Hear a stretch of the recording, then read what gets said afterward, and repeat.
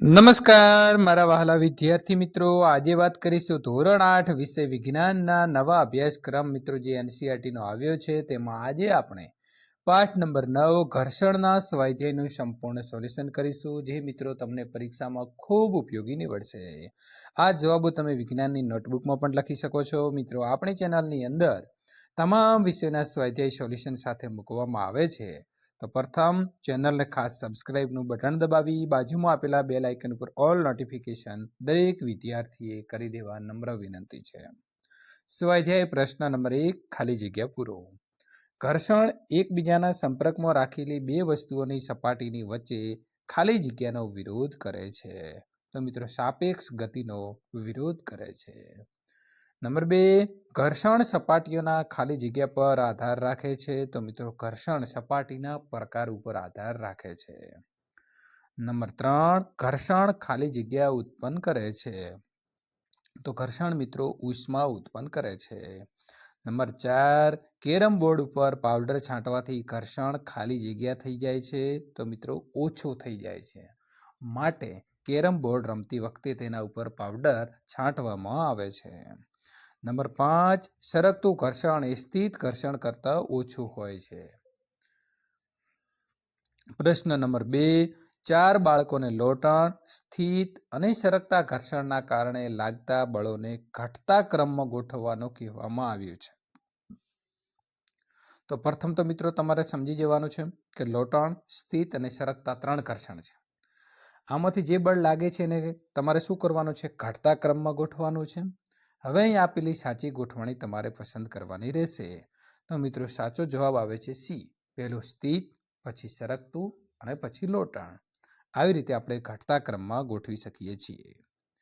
પ્રશ્ન નંબર 3, આલિદા પોતાની રમકડાની કારને આરસના સૂકા ભોયતળિયા પર, આરસના ભીના ભોયતળિયા પર અને ભોયતળિયા પર બિછાવેલા સમાચાર પત્ર અને ટુવાલ ઉપર ચલાવે છે. તો મિત્રો કાર ઉપર જુદી જુદી સપાટી ઉપર લાગતા ઘર્ષણ બળનો ચડતો ક્રમ કયો હશે? પહેલામાં ઉતરતો ક્રમ હતો અને આમાં આપણે ચડતો ક્રમ લખવાનો છે. તો વિદ્યાર્થી મિત્રો સાચો જવાબ આવે છે એ, આરસનું ભીનું ભોયતળિયું, આરસનું સૂકું ભોયતળિયું, સમાચાર પત્ર અને ટુવાલ ઉપર સૌથી વધારે ઘર્ષણ લાગે છે. ત્યારબાદ પ્રશ્ન નંબર 4, ધારો કે મિત્રો તમે લખવાના ડેસ્કને થોડું નમાવો છો અને તેના ઉપર મૂકેલું કોઈ પુસ્તક નીચે તરફ સરકવાનું શરૂ કરે છે. તો તેના ઉપર લાગતા ઘર્ષણ બળની દિશા જણાવો. તો વિદ્યાર્થી મિત્રો પુસ્તક નમેલા ડેસ્ક ઉપર નીચેની તરફ સરકે છે, તેથી આના ઉપર લાગતું ઘર્ષણ બળ ઢાળની સપાટીને સમાંતર ઉપરની તરફ હોય છે.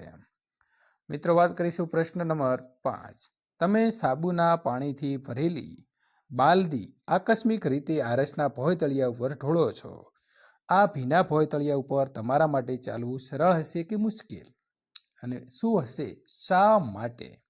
તો પ્રથમ તો સાબુના પાણી વડે ભીના થયેલા આરસના તળિયા ઉપર ચાલવું મુશ્કેલ પડશે, કારણ કે સાબુનું પાણી આરસની સપાટીને વધુ લીચી બનાવે છે અને તેથી આપણે લપસી પડીએ છીએ. પરિણામે ઘર્ષણ બળ ઘટી જાય છે અને આરસ સાથે યોગ્ય પકડ જાળવી શકતા નથી. પ્રશ્ન નંબર 6, રમતવીરો ખીલીઓવાળા બૂટ કેમ પહેરે છે? સમજાવો. તો મિત્રો તમે મેદાન ઉપર રમતા ખેલાડીઓ જોયા હશે, તો એમના જે ખીલીઓવાળા બૂટ પણ તમે જોયા હશે. તો કેમ પહેરે છે? તો બૂટ અને જમીન વચ્ચેનું ઘર્ષણ બળ વધી જાય છે. આથી રમતવીરો જે છે તે ખીલીઓવાળા બૂટ પહેરે તો જમીન સાથેની બૂટની પકડ મજબૂત થાય છે. તેથી રમતી વખતે કે દોડતી વખતે રમતવીર જમીન ઉપર લપસી પડતો નથી.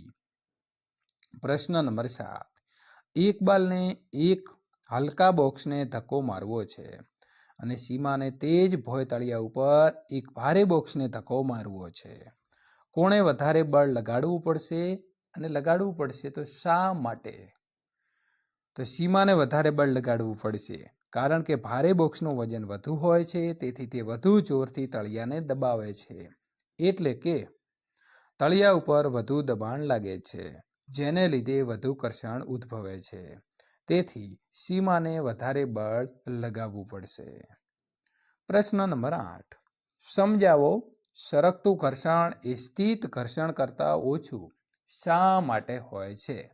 તો મિત્રો આપણે અહીં બે બળ લીધા છે ઘર્ષણ, એક સરકતું ઘર્ષણ અને બીજું છે સ્થિત ઘર્ષણ. તો વસ્તુઓની અચળ ઝડપી ગતિ ચાલુ રાખવા માટેનું જરૂરી બળ એ સરકતા ઘર્ષણનું માપ છે. વસ્તુને સ્થિર સ્થિતિમાં લાવવા માટે જરૂરી બળ એ સ્થિત ઘર્ષણ બળનું માપ છે. આમ બે સપાટીના ખરબચડા ભાગોના કારણે મિત્રો ઘર્ષણ ઉદ્ભવે છે.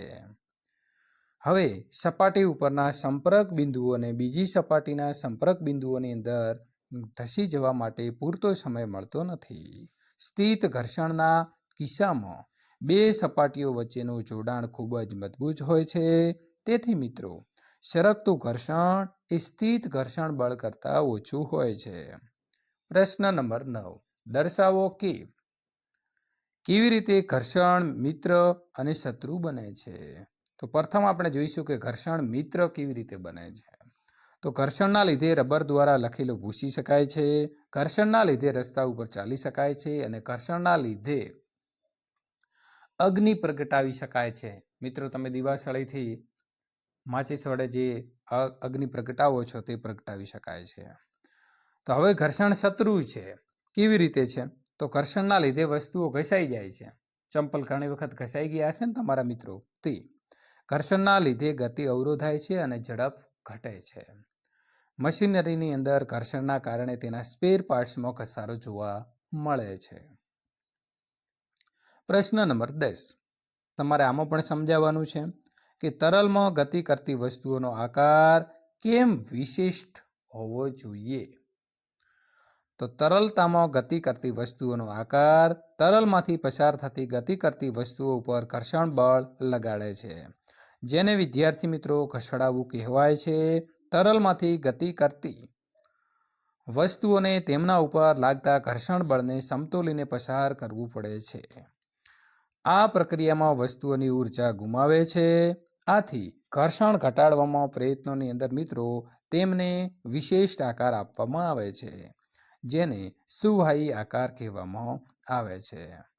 વિદ્યાર્થી મિત્રો, સંપૂર્ણ સોલ્યુશન અહીં પૂર્ણ થાય છે. જો તમને અમારો વિડીયો ગમે છે તો વિડીયોને લાઈક કરી તમારા ધોરણ 8માં જે સાથી મિત્રો તમારા ક્લાસમાં ભણી રહ્યા છે તેમના સુધી નીચે શેર બટન આપેલું છે, તો વિદ્યાર્થી મિત્રો શેર કરવા તમને અમારી બે હાથ જોડીને નમ્ર વિનંતી છે, જેથી કરીને વિદ્યાર્થી મિત્રો તેઓ પણ સરળતાથી સોલ્યુશન મેળવી શકે. આની સાથે મિત્રો આગળના પાઠનું સોલ્યુશન મેળવવા માંગો છો તો અહીં આપેલી એન્ડ સ્ક્રીન ઉપર ક્લિક કરીને મેળવી શકો છો.